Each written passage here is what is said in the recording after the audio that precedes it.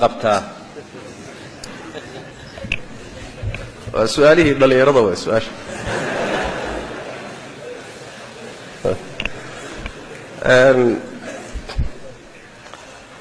mas'alada ku saabsan ninku inuu xaaskiisa naaska ka nuugo aan kala qaadno طبعا waxa loo sameeyo nacfi iyo caana lagama raadsadee waa nooc istimtaaca ka mid sooma waa nooc istimtaaca ka mid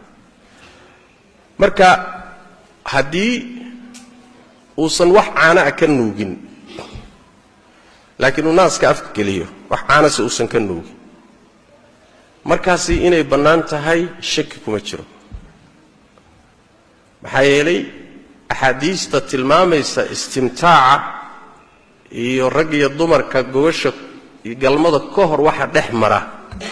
axaadiistaasi ma aynan diidin cumuumkeedana waxaa laga qaadanayaa inuu bannaan yahay wax sharcan diidayana ma jiro waa nooc istimtaaca iyo mubaasharada iska bannaan ka mid suura waa suurada waa hadduusan caano ka nuugin suurada labaadi waxa weeyaan inuu caano ka nuugo laakiin uu iska tufo caani markiisa afkiisa galaan iyadana iska tufo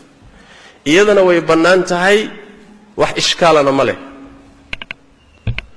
suurada saddexaad waxa weeye inuu caano ka nuugo caanihiina liqo soo maa ninkaasi carruur ilmihii buu qadiyey marka kaas suuradaa iyada ah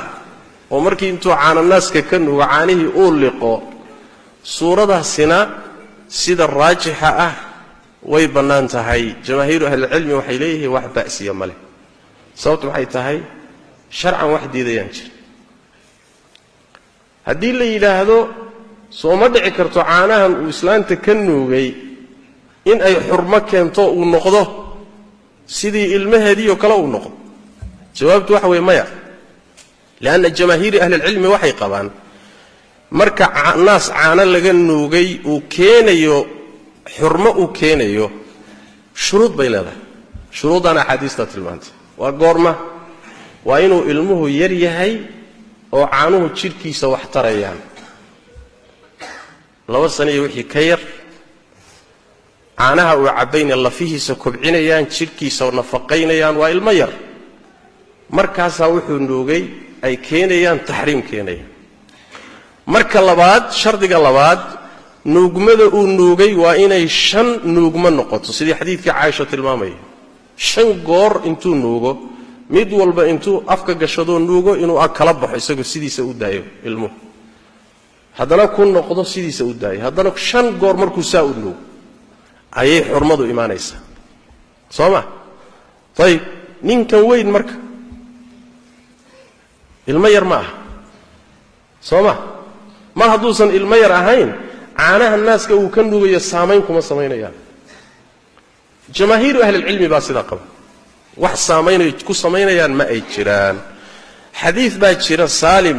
mawlaa xudayfa oo guri ku noolaa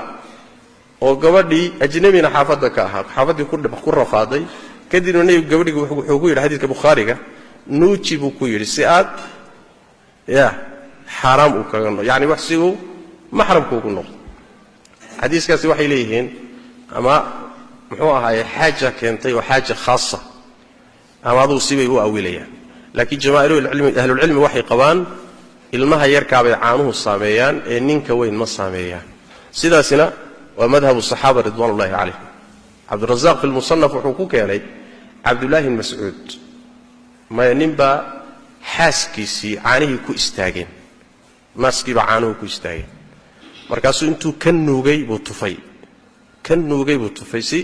caanaha naaska ku istaagay uga soo saaro ninkii waa shakiyey abu muusa alashcari buu u tegey